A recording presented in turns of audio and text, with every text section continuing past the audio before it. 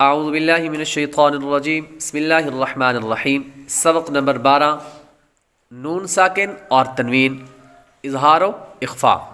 جز نمبر 1، نون ساکن اور تنوین کے 4 قاعدے ہیں۔ نون ساکن اور تنوین کے 4 قاعدے ہیں۔ کون کون سے؟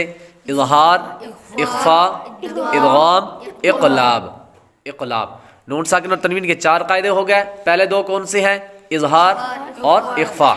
جز نمبر 2، پہلا قاعدہ اظہار، نون ساکن یا تنوین کے بعد، نون ساکن یا تنوین کے بعد۔ اب پہلی چیز کیا ہے؟ نون ساکن۔ نون ساکن کسے کہتے ہیں؟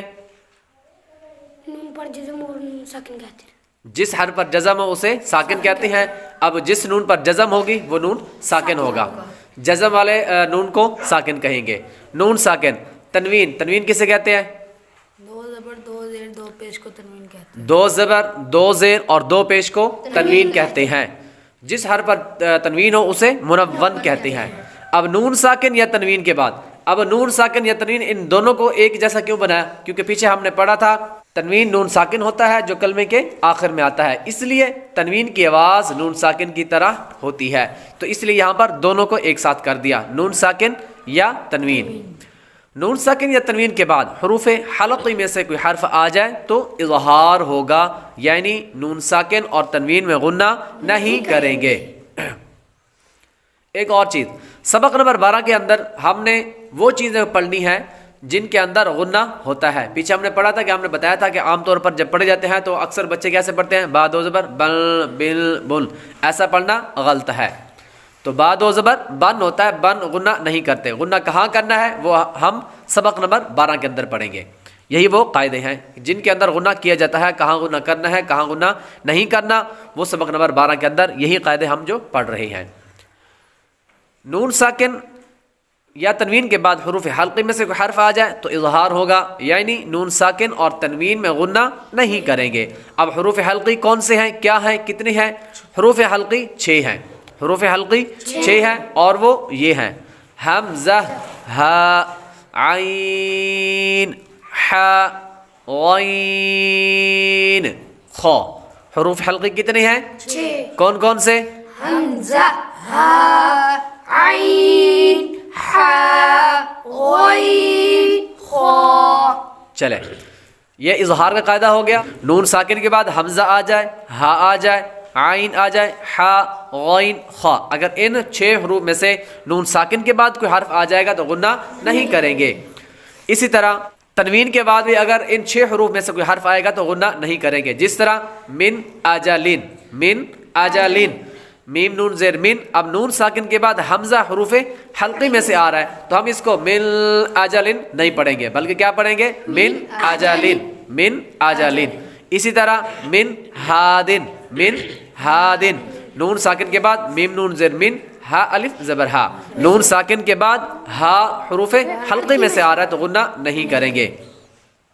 اسی طرح من علقن، عین کی مثال من علقن، نون ساکن کے بعد عین حروف حلقی میں سے آ رہا ہے۔ اسی طرح ہا کی مثال من حکیم، نون ساکن کے بعد ہا حروف حلقی میں سے آ رہا ہے۔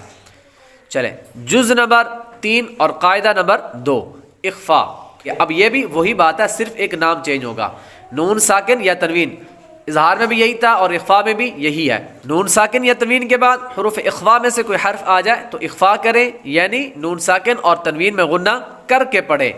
اب پیچھے کیا تھا؟ نون ساکن یا تنوین کے بعد حروف حلقی میں سے کوئی حرف آ جائے، اور اظہار اور اخفاء میں فرق کیا ہے؟ صرف ایک حروف کا فرق ہے، وہ کیا ہے؟ حروف حلقی اور حروف اخفاء۔ اظہار میں حروف حلقی آئیں گے اور اخفاء میں حروف اخفاء آئیں گے۔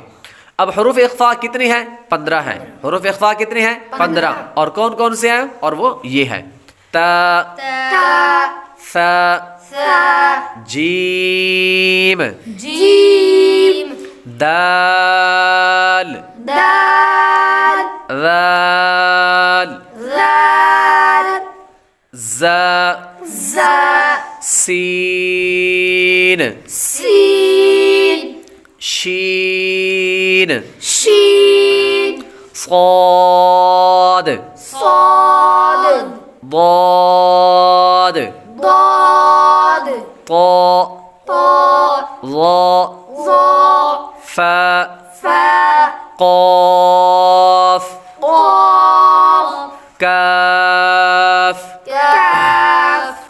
یہ حروف اخفا ہیں اور یہ 15 ہیں. نون ساکن یا تنوین کے بعد حروف حلقے میں سے کوئی حرف آ جائے گا تو غنہ نہیں کریں گے، اور اخفا میں سے آئے گا، یہ جو 15 ابھی ہم نے پڑھے ہیں ان میں سے کوئی حرف آئے گا تو غنہ کریں گے. جس طرح حروف اخفا کی مثال دیکھ لیں، من جوع، ٹھیک ہے، نون ساکن کے بعد جیم حروف اخفا میں سے آ رہا ہے تو غنہ کریں گے. کیسے کریں گے؟ من جوع. من جوع. اسی طرح دال کی مثال، من دونکم، من دونکم. من ذهب، من ذهب. فإن زللتم. فإن زللتم. پہلی دو لائنیں مشق کر لیتے ہیں. میم نون زیر من، میم نون زیر من. حمزہ زبر آ، حمزہ زبر آ. من آ، من آ. جیم زبر جا، جیم زبر جا. من آجا، من آجا. لام دو زیر لن، لام دو زیر لن. من آجالن. من آجال. میم نون زیر من، میم نون زیر من. ہا الف زبر ہا، ہا الف زبر ہا. من ہا، من ہا. دال دو زیر دن، دال دو زیر دن. من ہادن. من ہاد. میم نون زیر من، میم نون زیر من. عین زبر ع، عین زبر ع. من ع. من ع. لام زبر لا، لام زبر لا. من علا. من علا. قاف دو زیر قن، قاف دو زیر قن. من علق. من علق.